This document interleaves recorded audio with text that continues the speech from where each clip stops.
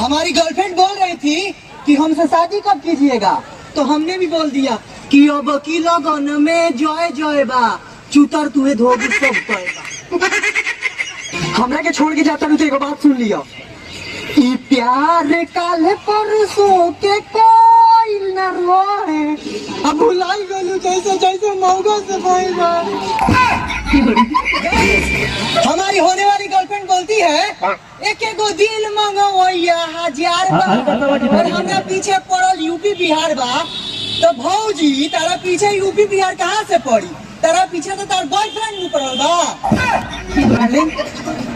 एगो बात कहे बतारा से, नींद आवे नौकिया में, मुझे मुझे देता रातिया में।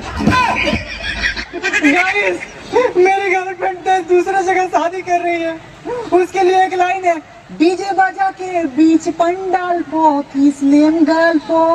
रोत रहली, बुझ जा लोगिन तू हमरा से कितना प्यार करत रहली कि हम हगत रहली तो धोवत रहली।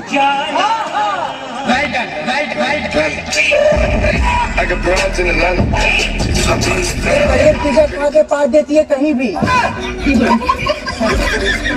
ये लाइन मेरी गर्लफ्रेंड के लिए है कि तू अपना जिंदगी में ये एगो काम नेक कइले बाड़ू, कि तू अपना जिंदगी में ये एगो काम नेक कइले बाड़ू, हमरा प्यार की माई बहिन एक कइले बाड़ू। अरे भाई हम जिंदा नहीं रह सकते, तो अब हम मर जाए। क्या हुआ रे? हमारे भाई जोन बानू हमरे गर्लफ्रेंड के लेके भाग गइल बा।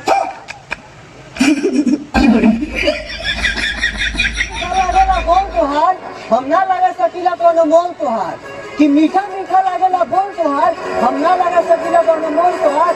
ये हो करे जा तू बेवफाई कइली हमरा संगे, दूल्हा मिली तो होके बकलोल तोहार।